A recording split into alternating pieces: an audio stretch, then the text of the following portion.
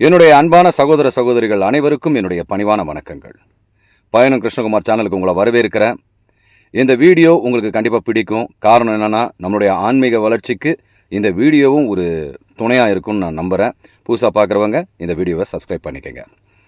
இன்றைக்கி நம்ம என்ன பார்க்க போகிறோன்னா, என்னையும் சேர்த்து தான் சொல்லிக்கிறேன். அக்கிரமம் பண்ணுறவங்க இருக்காங்க இல்லையா, அவங்கெல்லாம் சில சமயங்களில் நல்லா இருப்பாங்க. அதை பார்க்கும்பொழுது நான் நல்லது தானே பண்ணுறேன், எல்லாருக்கும் நல்லது தானே நினைக்கிறேன். ஆனால் எனக்கு ஏன் இந்த துர்பாக்கிய நிலை?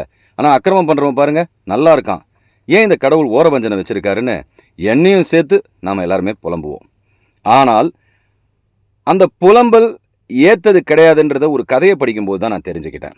நம்ம ஆன்மீக பெரியவர்கள் சொன்ன கதை. இந்த கதை உங்களுக்கும் பிரயோஜனமாக இருக்கும், நீங்களும் புரிஞ்சிக்க உதவியாக இருக்கும். அதாவது ஒரு நாட்டோட அரசன் தன்னோட மக்கள் நல்லா இருக்கணுங்கிறதுக்காக 3 அமைச்சர்களை நியமிப்பான்.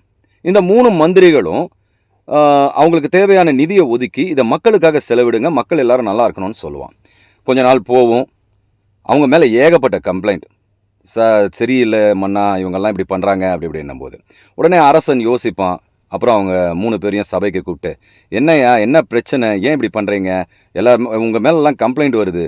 ஐயோ, எங்களுக்கெல்லாம் அதெல்லாம் ஒன்றுமே தெரியாது, நாங்கள் நேர்மையாக இருக்கோம் நியாயமாக இருக்கோம்னு சொல்லும் பொழுது அரசன் யோசிப்பான், இவங்ககிட்ட இப்படியெல்லாம் கேட்குறதுல எந்த பிரயோஜனமும் இல்லை, இவங்களை வேறு முறையில் தான் நம்ம டீல் பண்ணணும். ஏன்னா இந்த 3 பேரில் ஒருத்தன் நல்லவனாக இருந்தால் கூட நம்ம அவங்களுக்கு தண்டனை கொடுத்தா அந்த ஒருத்தன் பாதிக்கிற மாதிரி ஆகிடும். இதை டெஸ்ட் பண்ணணும்னு சொல்லிட்டு, சரி நீங்கள் போயிட்டு ஒரு 3 நாள் கழித்து வாங்கன்னுவான். 3 நாள் கழித்து இவங்களும் வருவாங்க.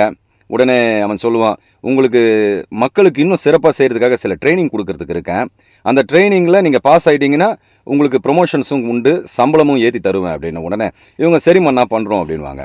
நீங்கள் 3 பேரும் பக்கத்தில் இருக்கிற காட்டுக்கு போங்க. அந்த காட்டில் கிடைக்கிற பழங்கள், காய்கனிகள் இதெல்லாம் சேகரித்து கொண்டு வாங்க. உங்களுக்கு 3 நாள் டைம். அந்த சாக்கு பையில் நீங்கள் கொடுக்குற அந்த பழங்களும் கனிகளும் ஒரு ஏழைக்கிட்ட கொடுக்கப்படும். அவர் அதை 2 வாரம் வச்சு அவர் சாப்பிட்ணும். அந்த 2 வாரத்துக்கு போதுமானதை நீங்கள் அந்த சாக்கு பையில் நிரப்பணும். அப்படி இது பண்ணி அவன் அந்த ஏழைகளுக்கு ஏற்ற மாதிரி அவன் மனமகிழ்ச்சியோடு அவன் பாராட்டும் பொழுது உங்களுக்கான ஊக்கத்தொகை நிர்ணயிக்கப்படும், உங்களுக்கு ப்ரொமோஷன் கொடுக்கப்படும் அப்படின்னு சொல்லுவான். இவங்களும் ஜாலியாக போவாங்க. அந்த காட்டுக்குள்ளே போகும்போது தான் ஒவ்வொருத்தனுக்கும் வேர்க்கும், இந்த காட்டோட சூழ்நிலை, கொசுக்கடி அந்த இதெல்லாம் தாங்க முடியாமல் இருக்கும். அப்படி இருக்கும்பொழுது இவங்கெல்லாம் சொகுசாக வாழ்ந்து பழக்கப்பட்டாங்க இல்லையா, இவங்க என்னடா இது என்ன பண்ண போகிறோம் அப்படின்னு தெரியாமல் ஒரு முதல்ல இருக்கிறார் போனார் பார்த்தியா மந்திரி, அவர் என்ன பண்ணுவார், ஏதோ ஒரு ஏழை தானே சாப்பிட போகிறோம், அதுவும் இல்லாமல் மன்னர் ஒரு விஷயம் சொல்லியிருக்காரு, என்னென்னா நாம் கொண்டு போகிற சாக்கு பையை யாரும் பரிசோதிக்க மாட்டாங்க, அது அப்படியே ஏழை கையில் ஒப்படைக்கப்படும் தான் சொல்லியிருக்காரு. எவனோ ஒருத்தன் அதை நம்ம ஏதாவது ஒன்று பண்ணுவோன்னு சொல்லிட்டு சருகு, இந்த இலை, காஞ்ச இலையில அந்த பையில் ஃபில்அப் பண்ணி கொண்டு போய் அரண்மனையில் சேர்த்துருவான். ஜாலியாக போய் அவனுடைய மாளிகையில் தூங்குவான். 2வது இன்னொருத்தர் அமைச்சர் இருக்கார் இல்லையா, அவர் என்ன பண்ணுவார், சரி இந்த சாக்கு பையை செக் பண்ண மாட்டாங்க, அதனால் மேலோட்டமாக நல்ல தரமான பழங்கள்லாம் போட்டுட்டு அடியில் அழுகுனது இதெல்லாம் போட்டு ஃபில்அப் பண்ணி கொடுத்துருவோம், நம்மளால் இங்கே தாங்க முடியல அப்படின்னு சொல்லிட்டு அவரும் ஒரு நாள்லேயே எல்லாத்தையும் பண்ணி கொண்டு போய் அரண்மனையில் சேர்த்துட்டு தூங்கிடுவார். 3வது மந்திரி மட்டும், இல்லை நாம் இந்த தப்பெல்லாம் செய்யக்கூடாது, நல்லபடியாக தரமான பழங்களாக சேகரித்து கொண்டு போய் கொடுப்போம்னு சொல்லி அந்த 3 நாள் டைமை எடுத்துக்கிட்டு அது ஃபுல்லாக பழங்கள், காய்கறிகள், கிழங்கு வகைகள்லாம் நல்ல தரமானதாக கொண்டு போய் அங்கே அரண்மனையில் சேர்ப்பார். அப்புறம் இந்த 3 அமைச்சர்களும் கூப்பிடுவார் அரசர்.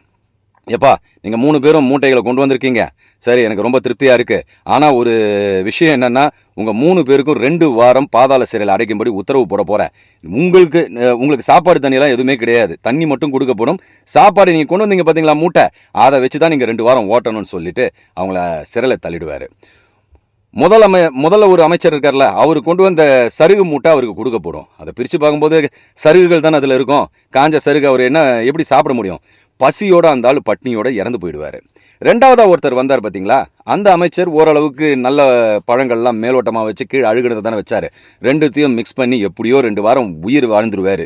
ஆனால் அந்த அழுகின பழங்கள் இதெல்லாம் சாப்பிட்டதுனால அவர் நோய்வாய்ப்பட்டுருவார். 3வதாக இருக்கார் பார்த்தீங்களா, அவர் நாணயமானவர், மற்றவங்களுக்கு நல்லது செய்யணும்னு நினைக்கிறவர் உண்மையாக. அவர் நிறைய அங்கே தரமான காய்கறிகள் பழங்கள்லாம் இருக்கிறதுனால அதை சாப்பிட்டு 2 வாரமும் உயிர் பிழைச்சிருவார், நல்ல தேஜஸோடு வெளியே வருவார். அப்போ அரசன் சொல்லுவான், இந்த 3 பேரையும் நான் டெஸ்ட் பண்ணது இதுக்காக தான், நீ இதில் சிறந்த அமைச்சர் நிரூபிச்சிட்ட, அதனால் உன்னை நான்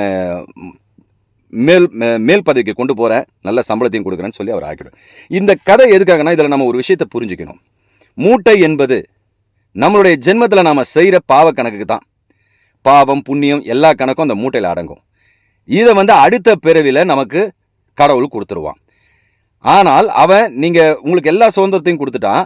நீங்கள் பாவம் செய்கிறீங்களா புண்ணியம் செய்கிறீங்களா பார்க்க மாட்டான். ஆனால் நீங்கள் சேர்த்து வைக்கிறீங்க பார்த்தீங்களா, அந்த சேர்த்து வைத்தல் பேங்க் கணக்கு மாதிரி உங்ககிட்டயே வரும். அது இந்த பிறவியில் நமக்கு கொடுக்கப்படும். போன பிறவியில் செஞ்சது எல்லாமே நாம் நல்லதை செஞ்சிருந்தோம்னா இந்த பிறவி சிறப்பானதாக அமையும். இப்படி தான் கர்ம வினைகள் நிர்ணயிக்கப்படுது. அதனால் நாம் நல்ல செயல்களை செஞ்சு மேன்மையான எண்ணங்களை கொண்டு இந்த வாழ்க்கை இப்படி அமைஞ்சிருச்சேன்னு நம்ம கண் கலங்காமல் இந்த ஜென்மத்தோட வாழ்க்கையை சிறப்பானதா நல்ல எண்ணங்களோட நம்ம வாழ்க்கையில் கடைபிடிக்க ஆரம்பித்தோன்னா தன்னாலேயே பெருங்காயம் இருக்கு இல்லையா, அதை போய் கடலில் கரைச்சா எப்படி காணாமல் போயிடுமோ அதுபோல் உங்களுடைய பாவ கணக்குகள் எல்லாமே நீங்கள் செய்கிற நல்ல செயல்களில் கரைஞ்சு போயிடும். அப்புறம் என்னங்க, வாழ்க்கையில் நிம்மதி தான். கண்டிப்பாக நம்ம நல்ல செயல்களை செஞ்சு கடவுளுக்கு பிடிச்சவனாக வாழ்வோம். நன்றி, வணக்கம்.